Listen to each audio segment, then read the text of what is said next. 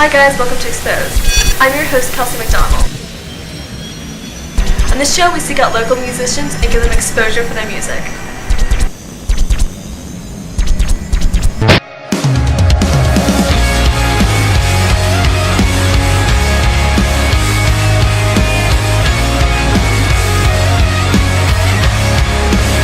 I'm burned out like a bright light. I wasn't ready for this. You're adorable as hell, but I'm glancing at your ring. Oh, please have faith, I can be so cavalier. And when they start to ask questions, I'll make sure to be clear. And when you see my friends, tell them how for me, and tell them what you think about the way you handled everything. You turned it all you left me with was this broken key. So tell me what you think.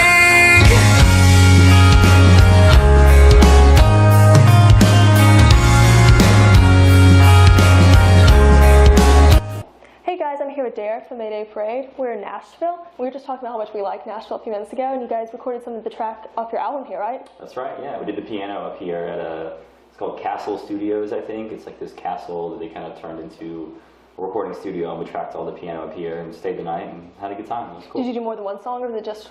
Yeah, we did the piano for about, there was like 4 or 5 songs or so that had some piano involvement, so yeah. Let's talk about your new album first, because it came out a couple of days ago, right? Yeah. And I like the name of it, Monsters in the Closet. Where does that come from? It's a lyric in the first song, Ghost. It's if there were monsters in the closet, I don't think I'd be surprised. And I don't know, we just kind of liked the line and thought it was kind of a key lyric and thought it'd be cool as an album title. And there's a lot of good imagery that goes with that, so kind of like a darker theme. And I don't know, we kind of liked it and ran with it. So how do you think it compares to like your other albums, like sound-wise, maybe like writing? I'd say it's a mix of everything we've done with, like a step forward as well. We try to, as we record each album, get a little more comfortable writing together and, broadening our horizons, trying out some things we wouldn't have tried before. Like there's the song Hold On To Me that is more of kind of a folky country kind of sound, and I feel like in the past we wouldn't have done that song because it didn't really sound like Mayday Parade, but now we're trying to kind of take any kind of song and make it, Mayday Parade, and I don't know, yeah, it's a step forward, I suppose, yeah. So is there a particular song of the album that you relate to the most, or you're closest to?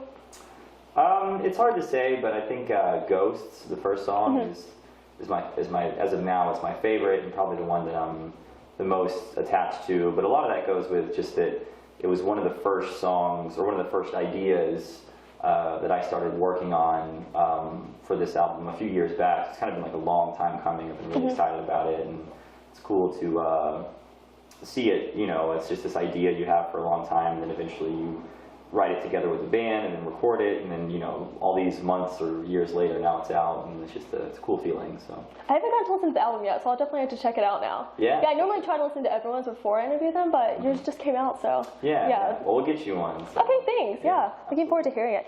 Is there is there a particular song of any of the other albums that you like the best? Like, I know my favorite song out of all those, Everything's an Illusion. Okay. Yeah. Nice.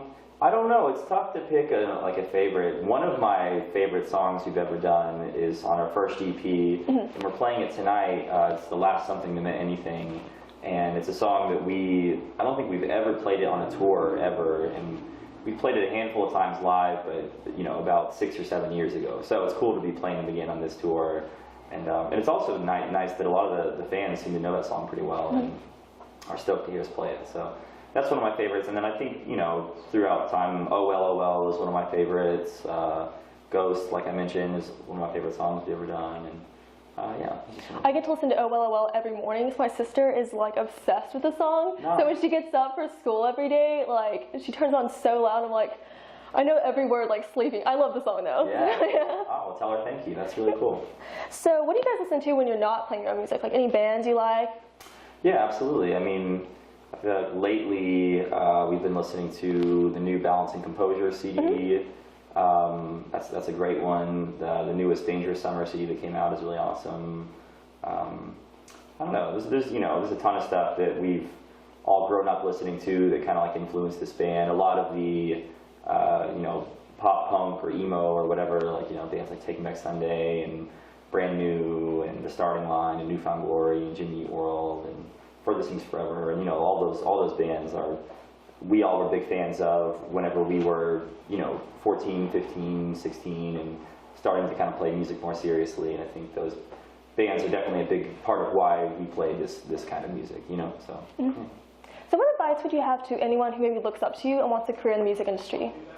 I'd say just to work as hard as you can at it, become as good as you can at it. I mean, really with anything you want to do in life, if there's something that you feel like you're just naturally good at, or everybody has a talent and you should just pursue it and get as good at it as you can and take it seriously and try hard to make your dreams come true. I feel like with music, a big part of it is finding the right people to surround yourself with and play music with that are like-minded and that are as dedicated as you are. Like, that's a big thing with this band, is we had all been in a lot of bands before, and kind of coming together with different bands and to eventually forming this one was a huge step in the right direction, because before you'd have people that couldn't be as dedicated, couldn't tour or whatever, and so us being all on the same page is kind of a key thing, and it's kind of can be tough to find those people.